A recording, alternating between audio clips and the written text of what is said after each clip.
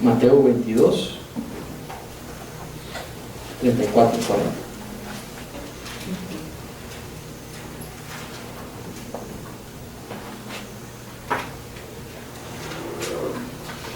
Voy a leer en Reina Valera. Dice así el versículo 34. Entonces, los fariseos, oyendo que había hecho callar a los saduceos, se juntaron a una. Y uno de ellos, intérprete de la ley, preguntó por tentarle, o para tentarle, diciendo: Maestro, ¿cuál es el gran mandamiento en la ley? Y Jesús le dijo: Pues amarás al Señor tu Dios con todo tu corazón y con toda tu alma y con toda tu mente. Este es el primero y grande mandamiento.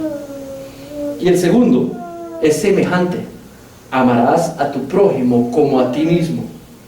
De estos dos mandamientos depende toda la ley y todos los profetas.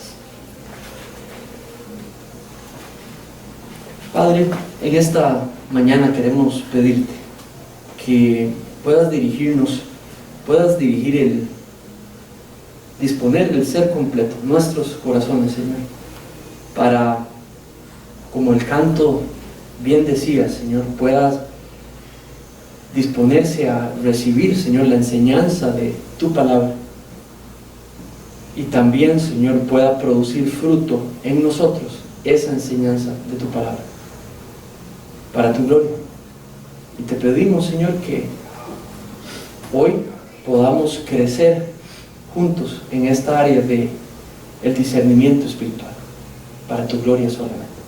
En el nombre de tu precioso Hijo Jesús pido esto. Amén.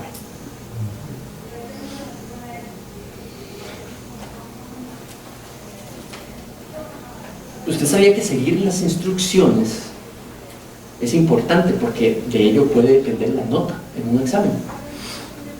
No sé si le pasó, pero había un muchacho que estudió para un examen muchísimo, duro, día tras día se preparó para el examen, y llegó el día del examen y fue y lo presentó. Luego pasaron varios días y se quedó allí esperando saber cuál era la nota que había sacado. Sabía que le había ido bien, sintió que le había ido bien, porque se había preparado. Tal vez pensaba un 90 y algo, o tal vez un 80 y algo, pero le había ido bien. Pues llegó el día en que tenía que recibir el resultado, y llegó donde el profesor, y el profesor le dio el examen. Ese día que le dieron el examen, confirmó que sí pegó el algo, pero no la primera parte, porque decía 50 y algo. Inmediatamente se preguntó: ¿qué es el problema? ¿Cuál fue el problema si no me fue mal? Y de pronto empezó a revisar el examen, y fue la primera hoja y se da cuenta que lo hizo bastante bien. Luego vio la segunda hoja y se dio cuenta que lo había hecho bastante bien, no perfecto, pero bastante bien. Y cuando llegó a la tercera hoja se dio cuenta: aquí está el problema. Era justamente la sección de falso y verdadero, y percibió que de las 20 preguntas había perdido 20, y allí fue el problema.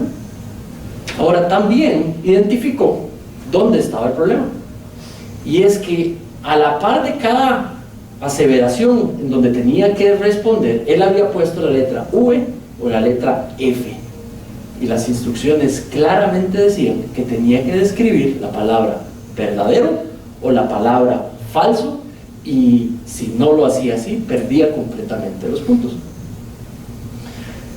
Es interesante, pero las instrucciones son muy importantes, y de ello depende. Leer bien las instrucciones en un examen depende que usted saque una buena nota, ¿cierto? No solamente en los exámenes, también inclusive leer bien las indicaciones en una medicina determina la salud de la persona. Entonces había un señor que fue donde el doctor, y el doctor le dice: bueno, mire, aquí está este tarrito, aquí le dejo las indicaciones, 2 pastillitas cada 12 horas, 3 días, durante 3 días. De pronto le repite, nada más para que estemos claros: señor, tiene que tomar 2 pastillitas cada 12 horas durante 3 días. A los días, el doctor se reporta de que el señor tenía un gran dolor estomacal a un día del día que le dio las pastillas. E inmediatamente va donde el señor está en el hospital, tiene un fuerte dolor de estómago, lo tratan y ya cuando lo habían tratado, el doctor le pregunta, caballero, usted está medicado, ¿verdad? Y el doctor, el paciente le dice, sí. Y entonces, este era otro doctor, y le pregunta, ¿cuál era la receta? ¿Cuál era la indicación? 2 pastillas cada 12 horas durante 3 días. Y entonces el doctor le pregunta, ¿y usted ha respetado eso? Y se queda el señor, no. Es que verá, doctor, cuando el primer día tomé las 2 pastillitas y dije, cada 12 horas, me tomo la primera y luego me tengo que levantar en la madrugada para la segunda. Mejor me las tomo las 2 al mismo tiempo y así no tengo que levantarme de madrugada. El segundo día, doctor, lo que dije es, hoy no me quiero, hoy podría hacer lo mismo y mañana, para que si luego se me olvida, entonces mejor me tomo las 4 pastillitas hoy y así no tengo que ni levantarme en la madrugada mañana, hoy, ni siquiera mañana. Y se tomó 4 pastillas. Y por supuesto, ¿qué le pasó? Se enfermó, porque si uno no sigue las indicaciones, la salud se afecta, ¿cierto, Gaby? Entonces, tanto en el área, digamos, de hacer un examen, usted no sigue las indicaciones, determina la nota. En las medicinas, usted no sigue las especificaciones, determina la salud. El mismo principio se aplica en el discernimiento espiritual, en la vida espiritual en general. Si usted no sigue las instrucciones que Dios ha dejado, eso determina la calidad de discernimiento que nosotros podamos ejercer. O inclusive, si usted no sigue las indicaciones, las instrucciones de Dios de cómo vivir la vida, eso va a determinar la calidad de vida espiritual que usted pueda experimentar. No hay diferencia. Yo lo que quisiera en este ratito es de que podamos empezar a tocar el tema de discernimiento espiritual. No pretendo que lo veamos hoy todo, vamos a durar varios domingos. Y lo que quisiera es sembrar una primaria idea, y es que el discernimiento espiritual hacia las decisiones, metas, pensamiento concreto, guía concreto, está determinado con que el cristiano o la cristiana obedezcan su primera responsabilidad, y es obedecer la palabra de Dios. ¿Tiene sentido? Esa es la primera idea que quiero lanzar hoy. Ahora se las voy a probar. La primera idea que quiero conectar con discernimiento es las escrituras. Discernimiento comienza con las escrituras, está anclada a las escrituras. Y lo que busco que hoy podamos extraer de este texto es esta idea, y es que el discernimiento comienza con la obediencia a la palabra de Dios, pero una obediencia que nace del amar a Dios con todo el corazón, con toda la mente, con todo el ser, y al mismo tiempo amar a los demás. Vamos a ver si me expliqué. La obediencia está aquí, de todos sus mandatos. De eso depende el discernimiento. Pero una obediencia que está motivada por un amor a Dios y un amor a los demás. ¿Tiene sentido? Ok. Entonces, ¿por qué esto? Bueno, les voy a poner un ejemplo sencillo. ¿Se acuerdan?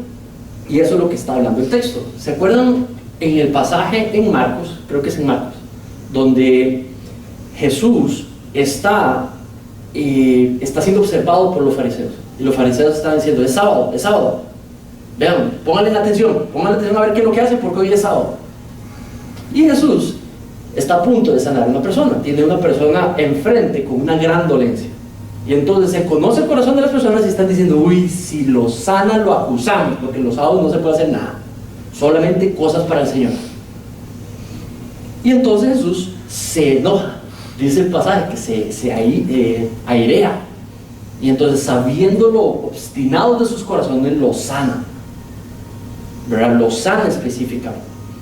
Los fariseos, eso era, obedecían al pie de la letra los ¿qué se llaman? Los mandatos del Señor. discernían en la palabra de Dios lo que era la voluntad de Dios. El sábado solamente no se trabaja, no se hace ningún tipo de trabajo. Por lo tanto, lo que hacemos específicamente es que obedecer la ley. Cualquier cosa que esté por fuera no importa. Y lo que Jesús hace con sanar es darle un ejemplo de que de nada sirve obedecer todos los mandamientos si no están motivados por ¿qué? El amor a Dios y el amor a los demás. ¿Tiene sentido? Y al final Él, por supuesto que los corrige, inclusive los llama sepulcros blanqueados. Entonces, lo que el texto, vámonos al texto un segundo. La primera idea que el texto está tratando de enseñar, o que quiere explicar por medio de el evangelio de Mateo, es que discernimiento comienza con el primer deber cristiano, y es amar a Dios y amar a los demás. Entonces vamos a leer poquito a poquito ese pasaje. Cuando empieza él a mostrarse, dice, hay un grupo específico que son los fariseos, ¿verdad? Y de uno de ellos, uno que era un experto en la ley, y dice doctor en la ley. Algunas versiones dicen abogado, algunas versiones dicen escriba. Se puede utilizar de distintas maneras. Entonces ya fuera un escriba de puesto, pero es la persona que es como un abogado, es experto en la ley de Dios y es experto en interpretarla dentro del grupo de los fariseos. Y dice que se aproxima a donde Jesús y le dice específicamente cuál es el gran mandamiento. Esa pregunta no es nueva, esa pregunta es algo, hay un montón de textos extra bíblicos, la Mishnah, hay un montón de textos del tiempo de Jesús, de los fariseos, donde era algo que en las escuelas de teología en ese tiempo se discutía, de todos los mandamientos, ¿cuál es el más importante? Ahora, antes de hablar de esa pregunta, ¿cuál es el mandamiento más importante? ¿Cuál es el gran mandamiento? Quiero explicarles algo. Se jactaban de obedecer los mandamientos. Decían, hay 613 mandamientos en la Biblia, en el Antiguo Testamento, que tenemos que obedecer. Y se jactaban de poder recitarlos desde el 1 hasta el 613. Y se jactaban con cumplirlos. De hecho, siempre decían, hay 257 que son puestos de manera positiva y 300 y pico que son puestos de manera negativa. Y los podían nombrar. Y se jactaban por la obediencia a los mandamientos de Dios. Pero lo que Jesús les dice, y les menciona 2 mandamientos. ¿Cuántos mandamientos el escriba le preguntó? La pregunta decía, ¿cuál es el mandamiento más importante? ¿Cuál es el gran mandamiento? ¿Cuántos mandamientos le preguntó? ¿Y cuánto le respondió? 2. El segundo no se lo preguntó, pero Jesús decidió que era necesario explicarle que hay 2 grandes mandamientos: amar a Dios, y no con cualquier tipo de amor, uno que salga de 3 áreas. Ahora, no creo que sea necesario estudiar las 3 áreas que menciona por separadas, pero nada más por las juntas. De hecho, Deuteronomio habla de las primeras 2. Jesús lo que hace es citar Deuteronomio, y lo que trae Deuteronomio, lo que dice es: amarás a Dios con todo tu corazón y con toda tu alma. No dice con todas tus ¿qué? Con toda tu mente. Y esa es una parte que agrega nuestro Señor Jesucristo. Y ahí lo que está diciendo es con todo el ser amar a Dios, pero amando a los demás también. Y pone el segundo mandamiento y lo coloca a la misma altura que el primero. Y eso no es coincidencia. Eso es, Mateo lo que está queriendo decir, y también lo hace Lucas, colocan la respuesta que amar a Dios con toda la mente y amar al prójimo es tan importante uno como el otro. Uno fluye del primero, el segundo fluye del primero. Mi relación vertical con Dios, amando a Dios con toda la mente, con todo el corazón y con toda la mente, se proyecta por medio del amar a los demás. ¿Tiene sentido? Entonces este era un tema que se hablaba mucho en las escuelas de teología de esos tiempos, ya fuera la escuela que se llama de Gamaliel, que es de donde sale Pablo, o ya sea de la escuela de, ¿cómo se llamaba la segunda? ¿Recuerdan? Tarea. Y de las dos hablaban cuál es el mandamiento más importante. Y Jesús sabe que ellos hubieran puesto inmediatamente amar a Dios con todo. Y eso inclusive se llamaba la Shema o la Shemai. Y eso lo andaban ellos en las amarradito. Ese versículo, amar a Dios con toda la mente, lo andaban amarrado, no solamente en la bata, en la parte de atrás, también inclusive en la barba. Se amarraban el versículo en un papelito y lo tenían amarrado en la barba, y varias veces, y algunos en las mangas del manto. Inclusive llegaban a una casa de un judío y había en la puerta, si esta era la puerta, había una cajita, y en la cajita, justamente, dándola a la calle pública, y usted llegaba y abría la cajita y sacaba la Shema que decía, amarás a Dios con todo tu corazón y con toda tu mente. Rajaban de que obedecían ese mandato. Y Jesús les ponía, va a amar a Dios con todo su corazón y al prójimo también. Entonces el deber primario del creyente cristiano, ahora sí nos lo aplicamos a nosotros mismos. Un cristiano 2019 hoy, su primera responsabilidad es amar a Dios y a los demás. ¿Tiene sentido? ¿Cuántas decisiones uno ve que tomamos o toman las personas? Dicen, pasé orando un montón de tiempo, lo he pensado mucho y no aman a los demás. Y en el nombre del discernimiento tomamos decisiones que no son una expresión de haber amado primero a los demás, y las vestimos de discernimiento, pero afectaron a los demás, dividieron a los demás. Inclusive fue discernimiento, lo pongo entre comillas, fue discernimiento espiritual, pero el principal beneficiado fue la persona, no los demás. Entonces, cuando vamos a hablar de discernimiento espiritual, Dios me está guiando a tomar una decisión. Lo primero que tienes que recordarte es lo que Jesús le respondió a estos tipos, y es, tiene que estar anclado a amar a Dios primero con todo el ser y amar a los demás. No puede ser contraproducente con ese principio. Si Dios me está llamando a tomar una meta, si me está llamando a tomar una decisión, si me está llamando, me está enseñando a tomar una actitud en cuanto a cierta situación que está haciendo cierta persona, si el Señor me está invitando, ella no puede ir contraria al primera responsabilidad que tú y yo tenemos: amar a Dios y a los demás, porque sería contraproducente con lo que mismo Jesús está enseñando. Discernimiento empieza entonces por amar a Dios y los demás al mismo tiempo.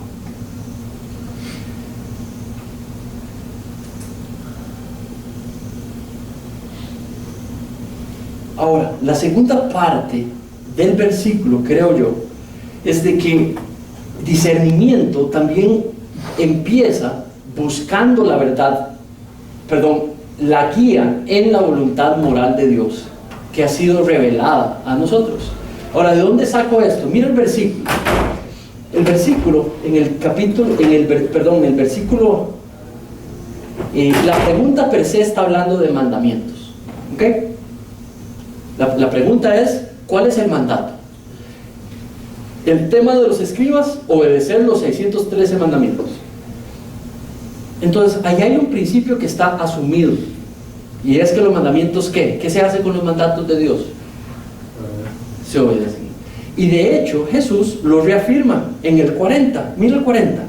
Dice, de estos dos mandamientos depende toda la ley y los profetas.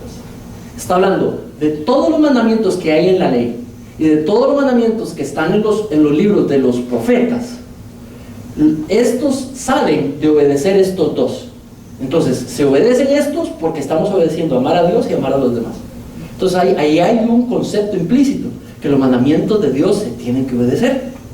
Entonces, el segundo concepto que quiero amarrar hoy con discernimiento es de que el discernimiento no puede ir, la decisión que se va a tomar como discernimiento espiritual no puede ir contraria a los mandatos de Dios.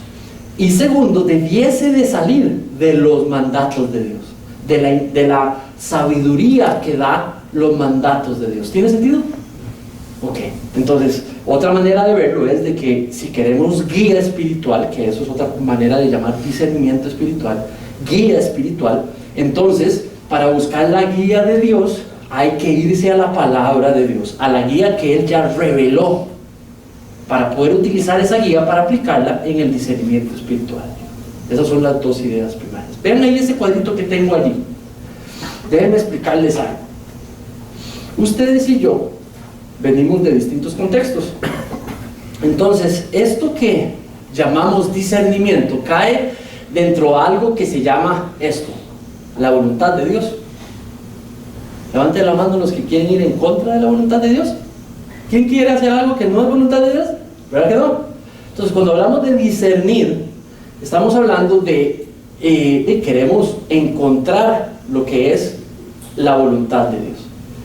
Lo que pasa es que dependiendo del contexto donde tú vienes, y de hecho yo vengo de un contexto donde la voluntad de Dios es algo no un solo concepto, son tres. Esa es lo que se llama como la perspectiva tradicional, y es lo que está más o menos, vemos en Costa Rica, como indistintamente en el catolicismo, en el evangelismo, vemos que se cree como se tiene una posición muy tradicional sobre la voluntad de Dios. ¿Cuál es? Que primero hay una voluntad completa de Dios, luego hay una voluntad moral de Dios, que esa es la que transmitió en la Biblia, y que hay una tercera que se llama la voluntad que Dios tiene individual para mí y para mi vida. ¿Tiene sentido? Voluntad completa de Dios, no todo el mundo la puede saber. Si va a pasar un desastre en otro país aquí a la par de nosotros, eso no lo podemos saber, y parte de esta voluntad no se conoce. Número uno, es la voluntad general de Dios, el plan general de Dios, no todo lo conocemos, es lo que primariamente se conoce. La segunda que se cree es que hay una moral que ya reveló y que escribió, y que es la Biblia. Y cuando hablamos de moral es de comportamiento, lo que Dios considera bien y lo que Dios considera mal. Y luego, tres, hay un plan que Dios tiene para mi vida, individual para mi vida. ¿Les suena parecido? ¿Lo han escuchado? Le voy a dar un par de ejemplos. Cuando uno está soltero, cuando yo estaba soltero, me acuerdo que yo me preguntaba, ¿cuál será la mujer, la esposa que Dios tiene para mí?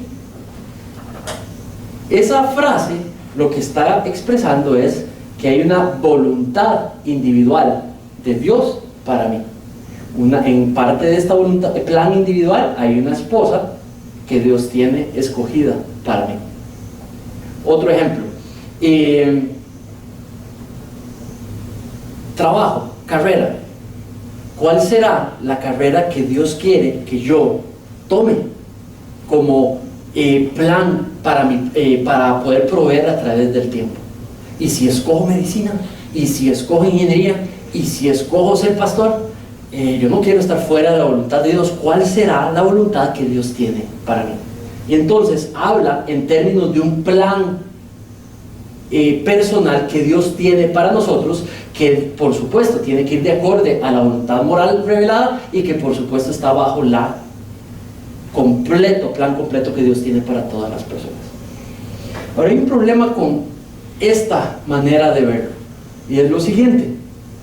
Si yo llego y escojo, por ejemplo, si una muchacha viene y escoge a Manrique como esposo, ¿verdad? Rebeca viene y escoge a Manrique como esposo, y pasan los primeros 2 años, y Rebeca ha leído en la Biblia, en la voluntad moral, cuáles son las características de un buen esposo, y de pronto se da cuenta en el primer año que Manrique no es tan de acorde a esas características del esposo, entonces se genera la idea de que lo que dice la Biblia es lo que Dios tiene para mí, Cuando Rebeca tiene un par de niños, de ver de que Manrique no es tan como el que ella creía que Dios tenía para ella, ¿qué hace con Manrique?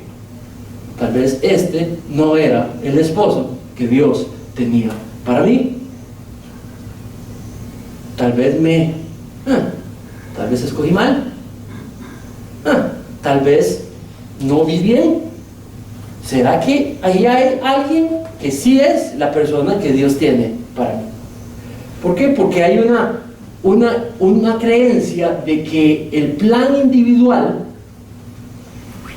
debe ir de acorde a la ley moral, pero el plan individual es algo que simplemente tengo que acertar. ¿Ven este puntito aquí? Es algo que tengo que acertar, tengo que pegar para que entonces el plan de Dios para mí sea exitoso. Si yo logro pegar lo que Él tiene para mí, voy a estar bien. Pero si no lo pego, ¡uy! ¡Qué problema! Y eso es lo que esa perspectiva confiesa. La responsabilidad de la persona es salir a ver qué es lo que Dios tiene para él.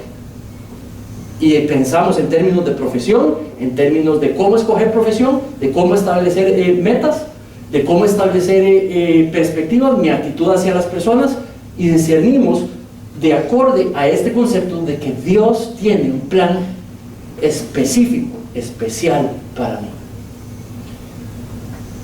Pregunta: ¿qué pasa si el plan que Dios tiene para mí no me gusta? Entonces, ¿qué hacemos? Bajo esa perspectiva, eso quiere decir de que ese no es lo que Dios tiene para mí. Entonces salgo a buscar otra cosa. ¿Me explico? Eso es una perspectiva que es, digamos, está ¿cómo se dice? Está afectada. Porque el centro de esa perspectiva, ¿quién es? La voluntad individual del ser. Lo que le gusta al ser, lo que espera el ser, lo que sueña el ser. No veo yo en la Biblia que Dios tiene una voluntad individual o plan individual para cada persona. No está allí. Lo que hay en la Biblia es esto: hay una voluntad soberana de Dios. Él lo creó todo y dice que todo se sostiene gracias a Él. Entonces Él está en control del todo y Él tiene un plan para todo. Pero usted y yo no podemos ver en su saber completamente qué es el plan que Dios tiene para este edificio en los próximos 300 años. Usted y yo no lo podemos saber. No podemos saber qué va a pasar con las costas de Costa Rica, si van a ser en algún momento afectadas por un terremoto, un tsunami y demás. Eso no lo podemos saber. ¿Qué va a pasar con Gabriel cuando tenga 95 años? Yo no puedo saber. Además, no voy a estar ahí cuando Gabriel tenga 95 años. Hay cosas en el plan soberano de Dios que no es voluntad de Dios que yo lo sepa, pero está planificado y está en la voluntad suprema, perfecta, justa, amorosa de Dios, todos los acontecimientos en la vida. Lo que sí sale en la vida también es, en la Biblia también, es que Dios quiso revelar, dar a conocer la voluntad de Él en el área moral. ¿Lo ven aquí? Es este círculo, en este círculo específico. Eso quiere decir la diferencia entre el bien y el mal. Y lo hizo para transmitir en modo de imperativos, mandamientos. Entonces, cuando dijo no matarás, es porque considera que matar es incorrecto. Cuando dijo no robarás, es porque lo bueno es no robar y lo malo es que roban, ¿verdad? Entonces, con imperativos, Él presentó lo que es la ley, voluntad moral de Él. Lo que enseña la Biblia es que nosotros tenemos, no es que hay un plan específico para cada uno de nosotros. Lo que enseña la Biblia es que dentro de estos límites de la voluntad moral, nosotros tenemos responsabilidad y libertad de manejarnos aquí, adentro de ellos, no fuera de ellos. Si vivimos aquí, fuera de la voluntad moral de Dios, estamos fuera de lo que es la voluntad de Dios. ¿Tiene sentido? Si yo empiezo a tomar una decisión que está fuera de la voluntad moral de Dios, estoy fuera de la voluntad de Dios. Eso no es discernimiento espiritual. Si yo quiero discernir espiritualmente hacia una actitud que debo de tomar, hacia una respuesta que quiero dar, hacia establecer una meta, hacia escoger algo específico, lo que tengo que buscar es qué es lo que la voluntad moral de Dios dice y tomar lo que vaya de acuerdo a ello. Eso es discernimiento espiritual. ¿Tiene sentido? Ahora, hace unas semanas, de hecho meses, tenía una conversación con Juan Luis en el estudio bíblico. No sé si algunos de ustedes posiblemente estaban allí y hablamos y me escucharon decir: la Biblia no habla de todos los temas. Eso sería decir que la Biblia dice las respuestas para cómo hacerlo todo. Eso no es cierto y no es malo decirlo. La Biblia no me dice cómo construir este edificio aquí. La Biblia no me dice cómo arreglar este problema en esta mueble que tengo aquí y me está doliendo. No es cierto, pero en el caso que fuese, la Biblia no habla sobre todos los temas. Hoy lo que quiero es hablar sobre el tema cuando tenemos que tomar decisiones sobre cosas que sí habla la Biblia. La próxima semana vamos a ir tomando el caso donde tenemos que tomar decisiones en cosas donde la Biblia no maneja directamente el tema, deciden no manejarlo. Entonces, ¿qué hacemos? ¿Cómo hacemos discernimiento espiritual? Hoy lo que quiero hablar específicamente es de que, aunque la Biblia no trata de todos los temas, sí presenta la voluntad moral de Dios. Y todos los temas que se puedan presentar en la vida, esto es suficiente para poder yo tomar las decisiones que tengo que tomar para poder encontrarme practicando la voluntad moral de Dios. Entonces, construir este edificio, yo sabré cómo hacerlo de manera que se haga respetando la voluntad moral de Dios. No sabré cómo se junta una varilla con la otra, o si escojo varilla 3 o varilla número 6. Eso no me lo va a decir la Biblia, pero sí me va a decir las actitudes detrás de mis decisiones o mis propósitos detrás de escoger una varilla bien delgadita en vez de la que se tiene que poner, que es una fuerte. Esta para ahorrarme un poquito de plata, pero esta cuando es la que da salud a las personas. La voluntad de Dios me permite decidir de que tengo que poner la que tengo que poner, aunque sea carísima, y no poner una de grado más pequeña para ahorrarme unos cinquillos cuando pone en riesgo ¿qué? La vida de las personas. Entonces, la voluntad moral de Dios sí me puede ayudar a construir este edificio de una manera que agrade al Señor en ciertas áreas, en las áreas moral, en el área, moral. ¿Tiene sentido? Muy bien. Ahora, de nuevo, quiero hacer fuerte el punto. Alguien no puede decir, en nombre del discernimiento espiritual, voy a tomar esta decisión si quebranta la voluntad moral de Dios. Eso no fue Dios el que es espiritual y no es una decisión espiritual. Muy bien. Continuemos aquí. ¿Qué es discernimiento? Ahora entramos en el área, digamos, esa pregunta. ¿Qué es discernimiento? Si uno se va al diccionario, a los diccionarios, digamos, que están en el web o demás, a los más serios, digamos, la academia o demás, lo que se da cuenta aún en la etimología de la palabra, lo que dice es de que discernimiento, es como divergencia, como que hay problema. La parte miento lo que significa es el poder escoger, el poder descubrir.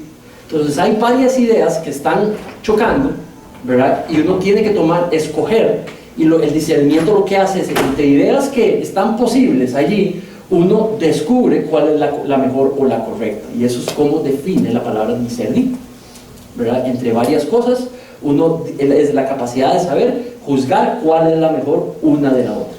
¿Tiene sentido? Y es cierto, creo que personas con conocimiento natural han logrado aceptar parte de lo que es. Ahora, para explicarles un poco sobre qué es discernimiento en el área espiritual, voy a utilizar dos pasajes. El primero es 1 Reyes 3:9.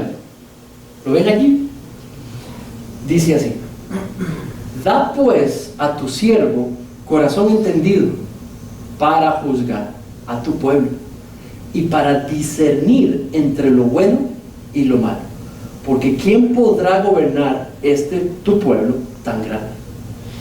Entonces, el que está hablando es un rey que está a cargo de un pueblo, y su deseo es poder juzgar ese pueblo, el bien del mal, de lo que cada uno hace, miembros de ese pueblo, hacerlo de una manera que agrade a Dios, de una manera justa.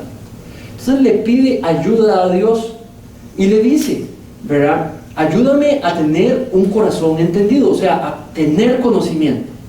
¿Para qué? Para yo poder juzgar el pueblo. Pero también dice, para el conocimiento, para yo también, ¿qué? Discernir, escoger, juzgar entre lo bueno y lo malo. Entonces, basado en ese versículo, discernir es la capacidad de la persona espiritual de poder ver lo que es bueno y lo que es malo, y escoger lo que es bueno y no lo que es malo. Veamos otro pasaje. Fíjense, Hebreos. Dice: porque debiendo ser ya maestros, después de tanto tiempo, tenéis necesidad de que les vuelva a enseñar cuáles son los primeros rudimentos de las palabras de Dios. Pausa.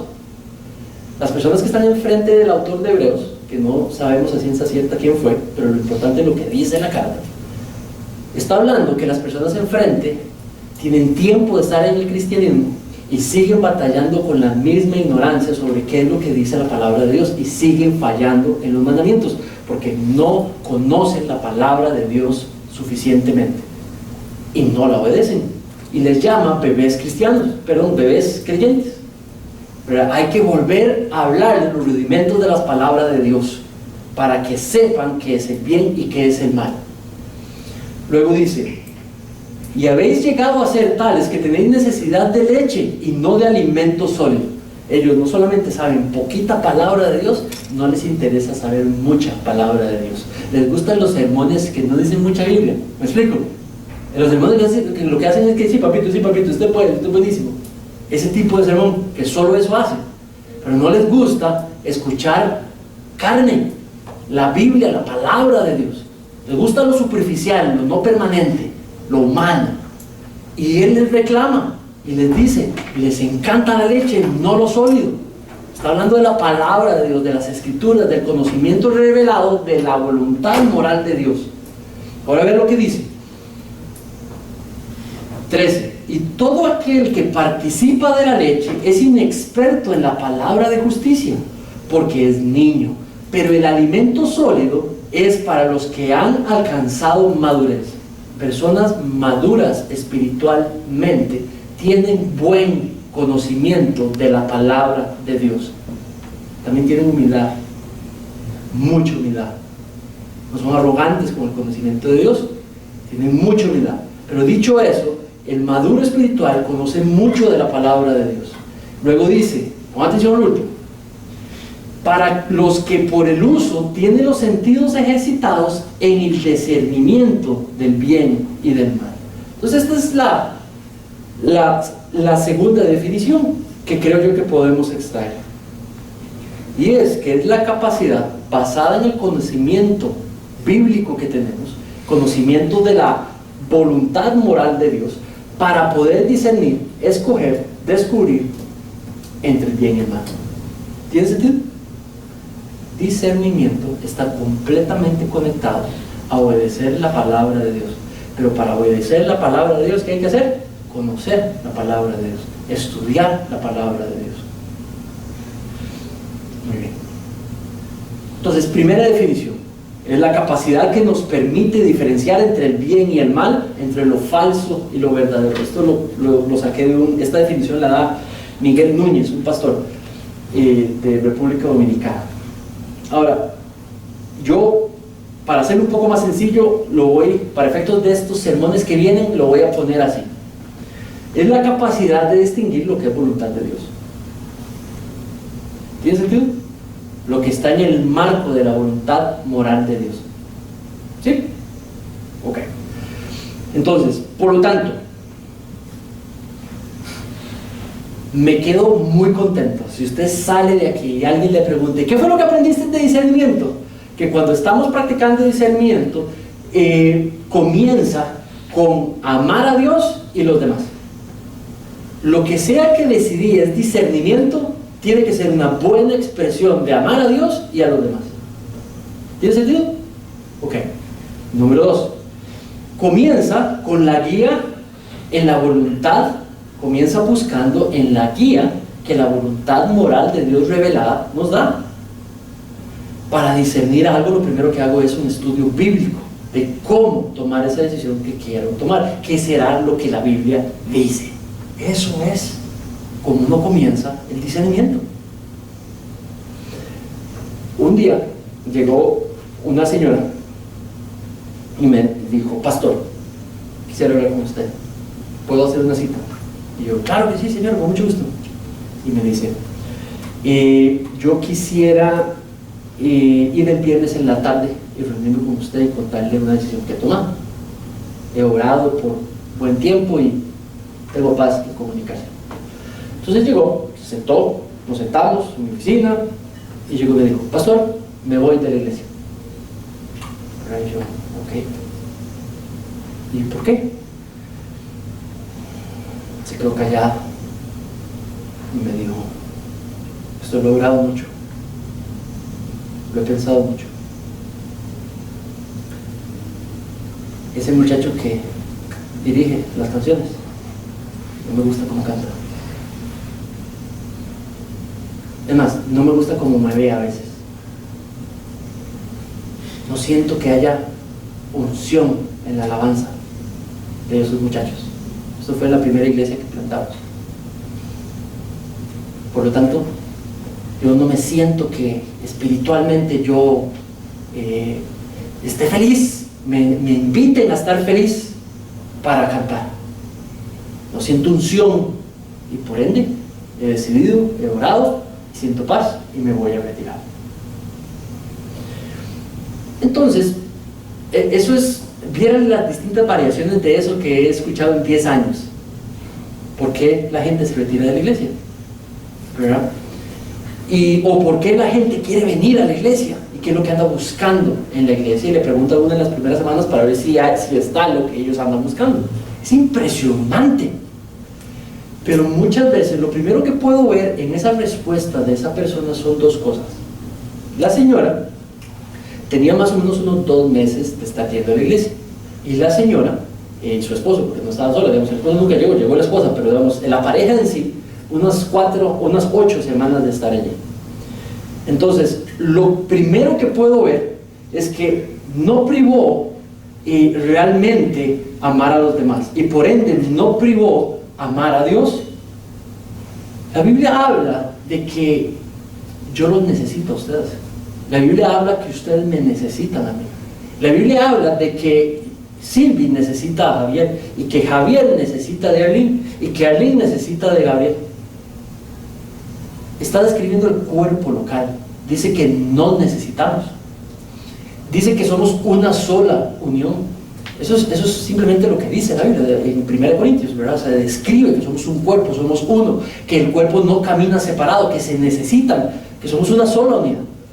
Entonces, no puede decir alguien que discernimiento es quiebro esa unidad sin pasar por el conocimiento bíblico. Ya que ella no necesita y nosotros la necesitamos, ¿por qué no venir y expresar a las personas o al pastor lo que le aqueja? Tal vez el pastor no solamente le podría tratar de corregir algo que tal vez se pueda corregir, que estemos haciendo mal, pero también la puede corregir a ella y decirle, estás viendo mal.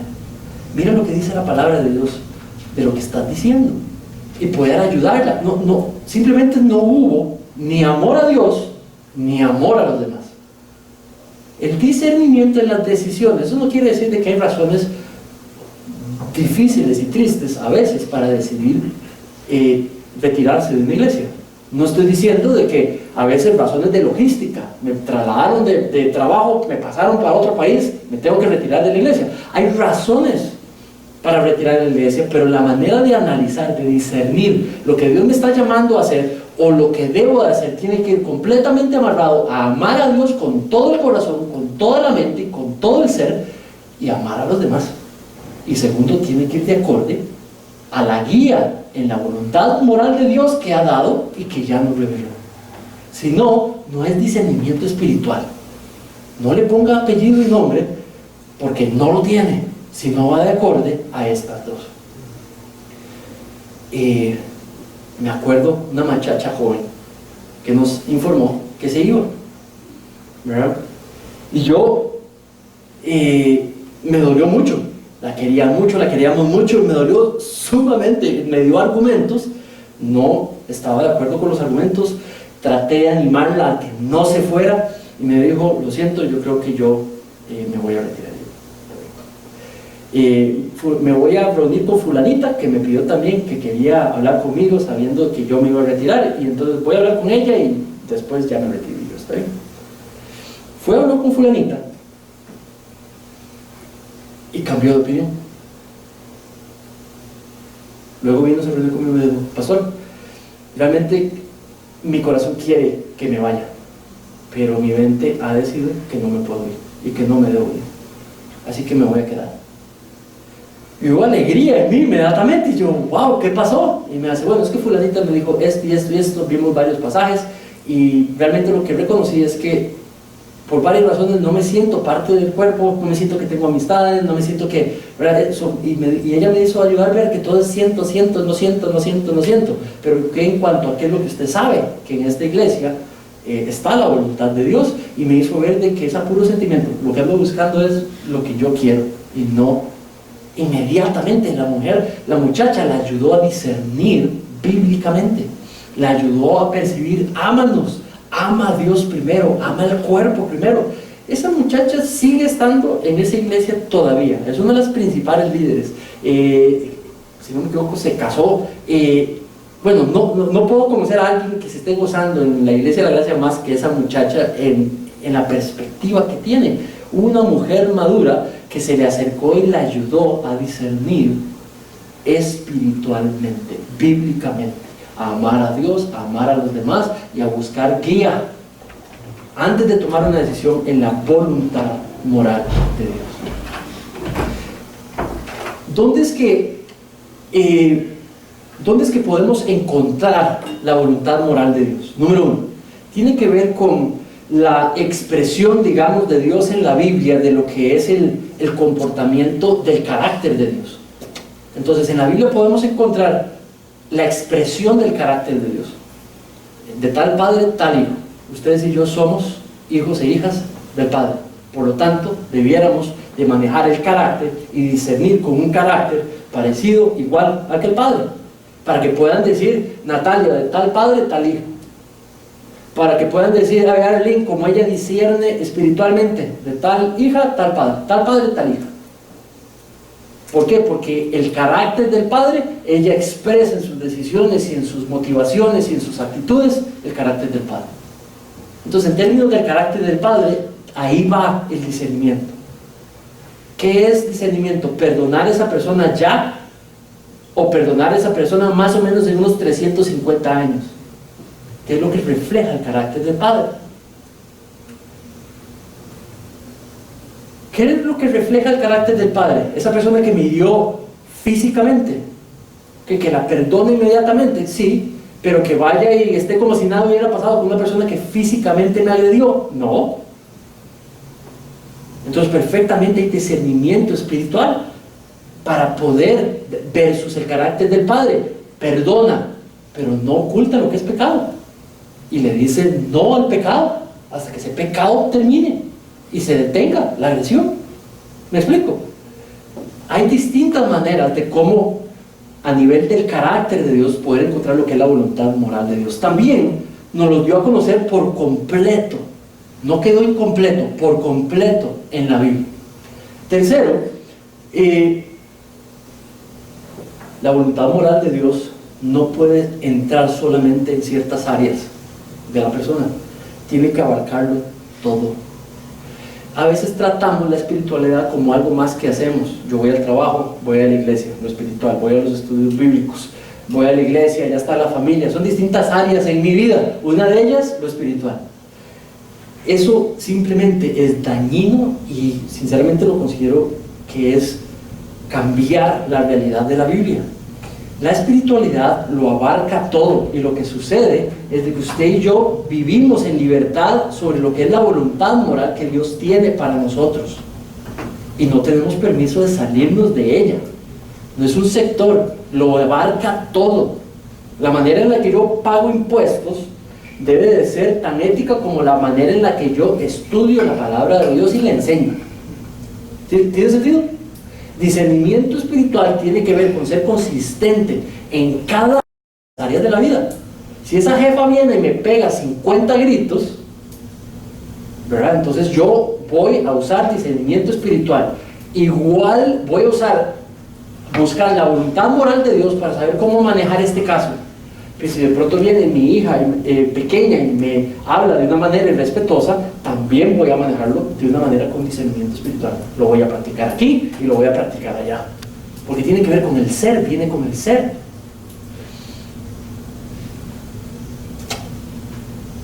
Ahora, la voluntad moral de Dios se debe de aplicar en lo específico. Por ejemplo, en las metas que nos trazamos.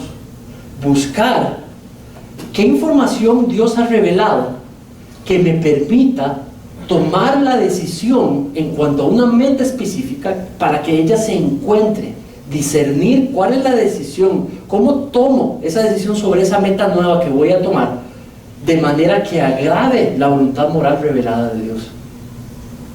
Va a implicar unas horitas de estudio, unas reuniones con el pastor para pedir consejo. En la Biblia habla que la persona sabia abunda en pedir consejo. Y dice que la persona necia o la persona obstinada rechaza el consejo. Sí dice que va y lo busca, pero lo rechaza. ¿Verdad? Discernimiento, algo que he aprendido a través de los años, que no son muchos, pero algunos más que... Yo creo que soy mayor aquí, no puede ser posible. Ahora sí voy a poder disciplinar a alguien. Yo soy el mayor aquí. En estos anillos no lo sé todo, pero sí les puedo decir de que yo no tomo una decisión si no es pidiendo consejo. Y le pido consejo, esto es como un reto al diablo y como una alabanza a Dios. Le pido consejo a las personas que sé que normalmente no me van a decir lo que yo quiero que me digan. Voy y busco a esas personas maduras, les pido qué guía bíblica tienen para eso que están diciendo. La persona que me dice, es que yo siento, ya ahora sí, ya empezamos mal. Siguiente. No, ¿qué dice la palabra de Dios? ¿Qué puedo utilizar que está allí para tomar mi decisión? Y ahí es donde se prenden los oídos. Ahí es donde valoro quién es un buen consejero, quién es un mal consejero. Me reunía con un amigo por muchos años, compañero de colegio. Él me pidió que nos reuniéramos. Me dice, Manrique, me estoy divorciando. Y fue lo primero que habló. Teníamos 15 años de no vernos y lo primero con lo que habló, me estoy divorciando. Y le pregunto, ¿por qué?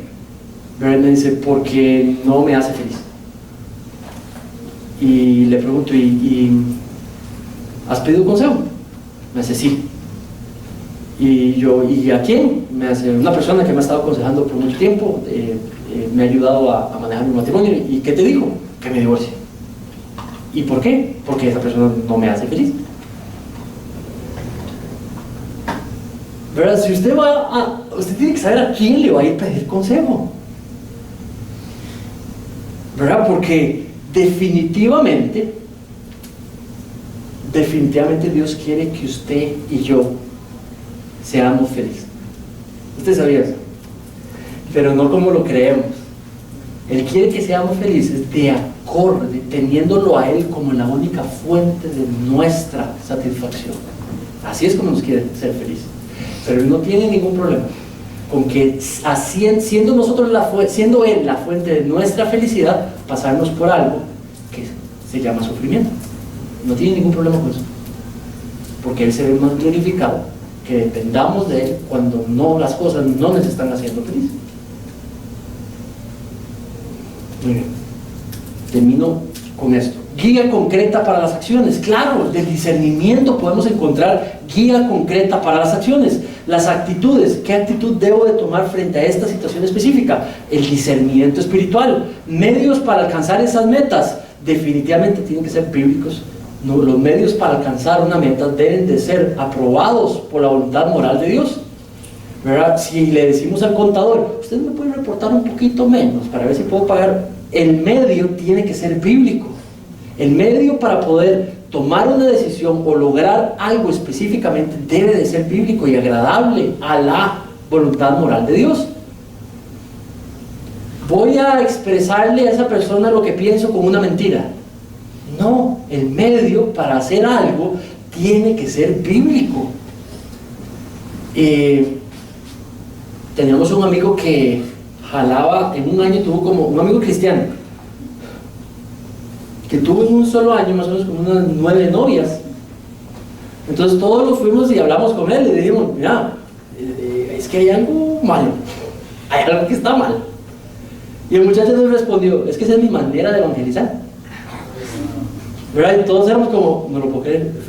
Dijo que sí, dijo que esa es la manera de evangelizar. Él iba a jalar, entonces así evangelizaba a las personas.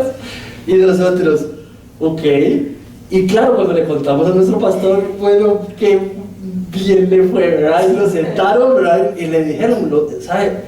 Él estaba convencido que si él iba donde una no creyente, en ese tiempo podía presentarle el evangelio.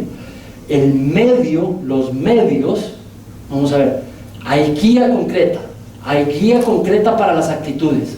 Para los medios que utilizamos, hay guía de que tienen que ser bíblicas, tienen que ser de acorde a la voluntad moral de Dios. ¿Me explico? El muchacho que puso V y T, en vez de poner verdadero y, falso, ¿verdad? No hay que jugar de vivos, no, ya las reglas están puestas. No hay que ser muy inteligentes, hay que ser bíblicos. No hay que ser muy proactivos en generar nuevas maneras. Hay que buscar las respuestas en la Biblia. Ya está inventado, ya está revelado. Entonces esta vida cristiana se trata sobre descubrir, crecer en esto que se llama la voluntad de Dios. ¿Cuál es la perspectiva de vida para mi vida bíblica que Dios tiene para yo vivir mi vida? Por último, ¿cuáles son tus responsabilidades? La primera, creo yo que obtener conocimiento bíblico, entendimiento bíblico. El conocimiento, cómo me ayuda a entender las áreas de la vida y las distintas actitudes, decisiones, metas o retos que tengo que enfrentar de la vida. Número 2, creer que Dios dará entendimiento para las cosas que hoy no entiendo. Dios proveerá entendimiento a través de su palabra y a través del consejo maduro bíblico. Número 3, creer en la obediencia. Hay una canción que se llama Trust and Obey. ¿Cómo dice? ¿Cómo dice, Gaby? ¿Te acuerdas? Trust and Obey. Ajá. En español está, ¿verdad? También. Confía y obedece. A usted y a mí lo primero que nos toca por responsabilidad es confiar y obedecer. Nada más. Lo primero es confiar y obedecer. Y eso es lo que nos toca. El discernimiento no puede ir separado de la obediencia a Dios. Vea estos versículos.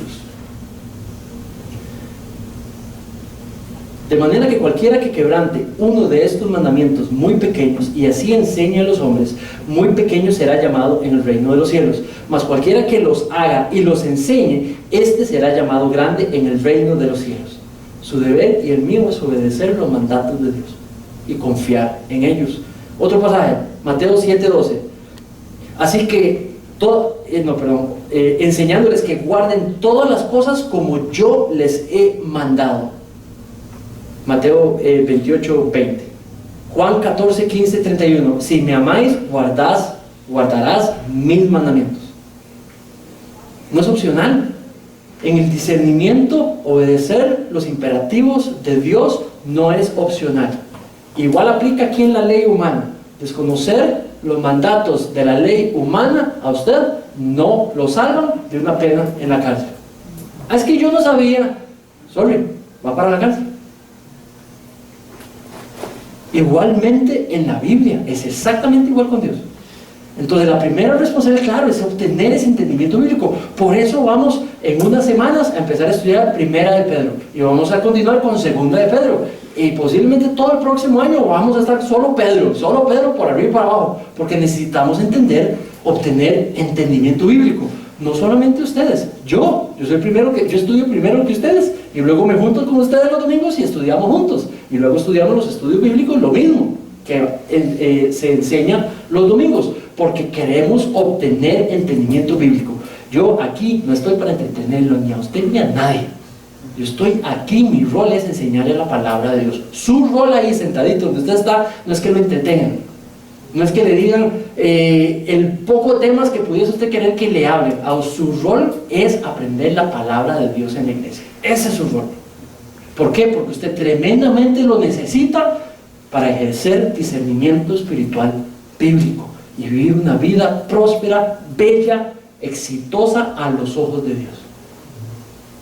Por eso no hay tiempo que perder. Necesitamos enseñarles positivamente y aprender de la palabra de Dios domingo tras domingo, martes tras martes, jueves tras jueves. Muy bien, ya le prediqué, ya lo regañé. Ahora, crecer en obediencia, obedecer sus mandamientos.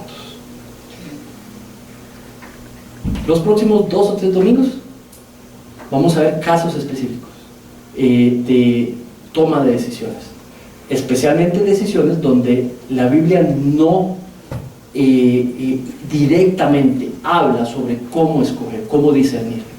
Entonces, pero ¿cómo hacemos para que el conocimiento ya regalado me permita tomar decisiones que sean agradables a Dios? Vamos a orar y terminamos. Padre,